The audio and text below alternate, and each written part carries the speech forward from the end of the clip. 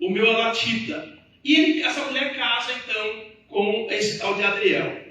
E aí a Bíblia continua dizendo que a partir daquele momento em que Davi vira inimigo de Saul, Saul tenta matar Davi em todo momento. E um certo dia, Saul chega numa região que Davi tinha passado.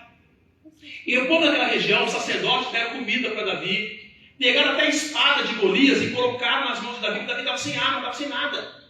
Quando Saul chega e ele conversa com o povo da cidade e descobre que o povo tinha ajudado Davi, sabe o que ele faz? Ele mata todo mundo daquela cidade. Só que aí ele tem um problema sério. Porque nessa cidade existia um povo, uma porção do povo chamada os Gibeonitas.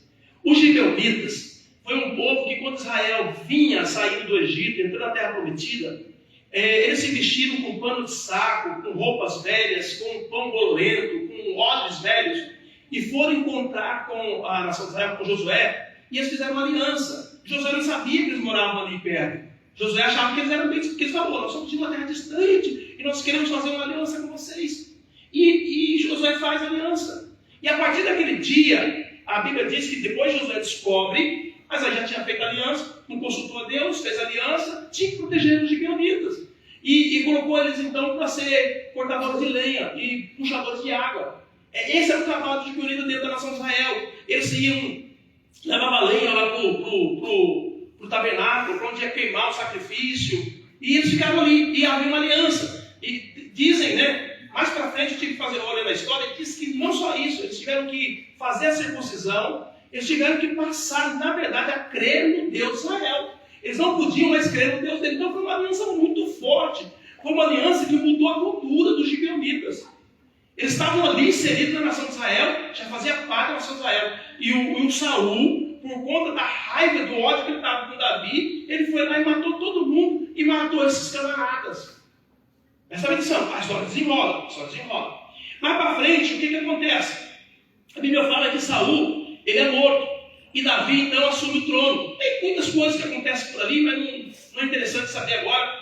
Aí Davi assume o trono. Quando Davi assume o trono, o que acontece? Os gibeonitas, vem uma seca. 3 meses de seca. Assim que Davi entra no governo, começa a vir uma seca na nação de Israel. E aí Davi fica preocupado. E Davi faz o que muitas vezes nós não fazemos quando nós estamos com um problema. Davi vai consultar o Senhor. Olha para o teu irmão do lado e diz, você já consultou o Senhor hoje, irmão? Tem crente que consulta o horóscopo, o signo, mas não consulta o Senhor. Está num problema, está numa dificuldade, está numa luta, vem de buscar a Deus e dizer, Senhor, por que está acontecendo isso comigo, Pai? Porque tem coisa que a gente sabe, pessoal, mas tem coisa que você não sabe. Nós não temos que saber de tudo, não devemos saber de tudo. Não podemos saber de tudo. E aí Davi então consulta a Deus, Deus diz assim, olha Davi, essa seca está acontecendo na nação de Israel, porque Saul matou os gibeonitas. E a nação de Israel tinha uma aliança com eles. Olha isso. Deus, Ele está atento para as nossas alianças. Você quer livramento? Mantenha a sua aliança. Casado, marido, esposa, quer livramento?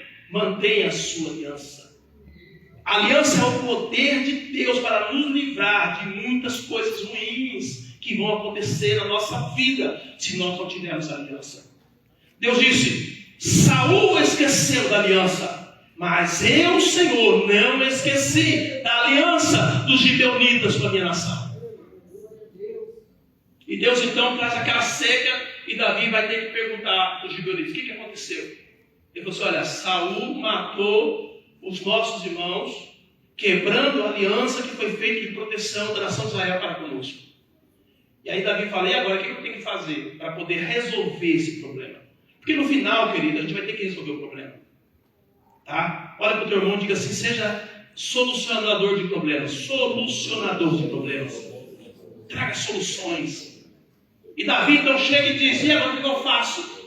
Aí os homens dizem assim, nós não queremos ouro, nós não queremos prata, nós só queremos que você nos dê 7 homens da linhagem de Saul, que nós vamos enforcá-lo para poder resolver o problema conosco.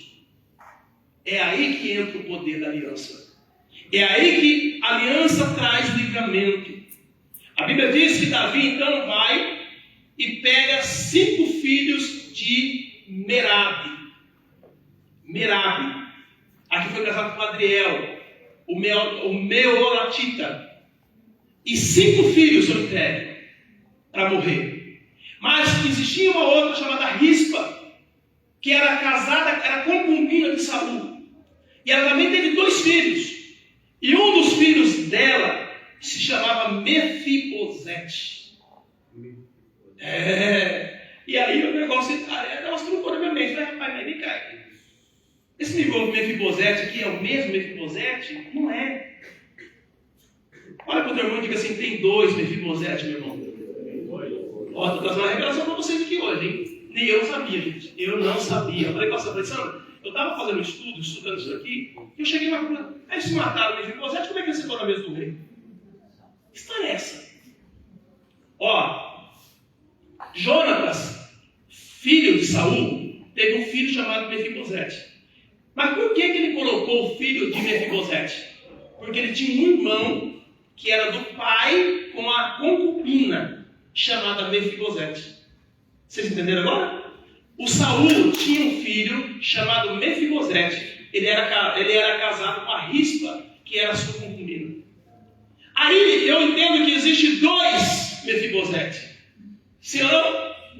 2 Mefibosete.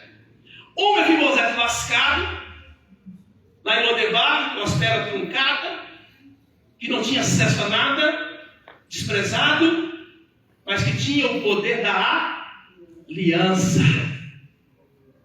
Sabe o que Davi fez quando o gibeonita chegou nele e disse assim: nós queremos 7 filhos de Saul para serem enforcados. Davi chegou e falou assim: ó, esse Mefibosete aqui está descartado, porque eu fiz uma aliança com Jonatas. Esse não pode morrer. Vocês entenderam? Quem tem aliança não pode morrer. Quem tem aliança tem livramento. Glória a Deus. Aí foi atrás da Rispa, e a Rispa então tinha 2 filhos, e um dos filhos era Mefibosete. E aí os 2 foram entregues. Então Mefibosete, sem aliança, morreu naquele dia enforcado. E o outro Mefibosete, que tinha aliança, recebeu um grande livramento.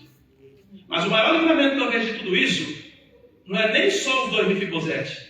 O maior livramento que eu vejo de tudo isso era que Davi teria casado com essa mulher, e agora os filhos dele estariam sendo enforcados. Mas Davi não casou com ela. E a gente não entende. A gente olha assim e diz, mas como que a história foi cruel com Davi? Davi conquistou a mulher pelo decreto, e no entanto não casou. Deus sabia lá na frente que isso ia acontecer.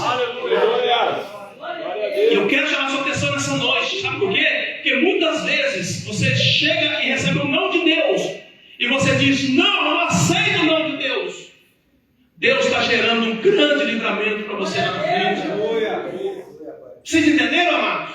E nós precisamos tomar posse disso, porque essa é a verdade da palavra de Deus.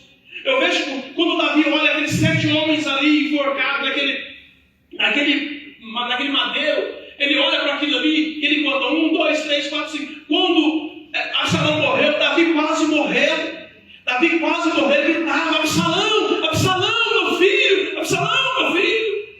Um cara amoroso, Davi era muito amoroso com os filhos. Embora não foi um bom educador, mas ele era muito amoroso. Imagine se Davi olhasse e visse os 5 filhos dele lá naquele madeiro. Se ele tivesse casado com Merabe, com certeza aqueles filhos seriam dele. Você está entendendo, gente? Mas Deus deu um grande livramento. Eu queria que você ficasse de pé, queridos. Eu vou encerrar essa mensagem. Deus, Ele conhece a nossa vida inteira. Você só conhece o momento que você está vivendo agora. Tem uns que estão com a mente tão fraca que a gente manda ele lembrar do que aconteceu há 2 anos atrás, não lembra mais, tipo eu, por exemplo.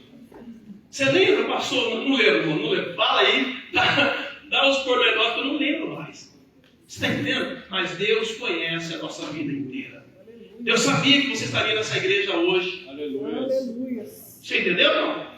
Pois que acontece às vezes, quem é pregador sabe o que eu estou falando, você prepara a mensagem para pregar e chega naquele dia e Deus fala, não é para você pregar essa mensagem. Já aconteceu com você isso ou não? A gente tem uma situação meio apertada. Já aconteceu? Quem é pregador aqui, já aconteceu isso? Você prepara a mensagem e Deus fala assim, não,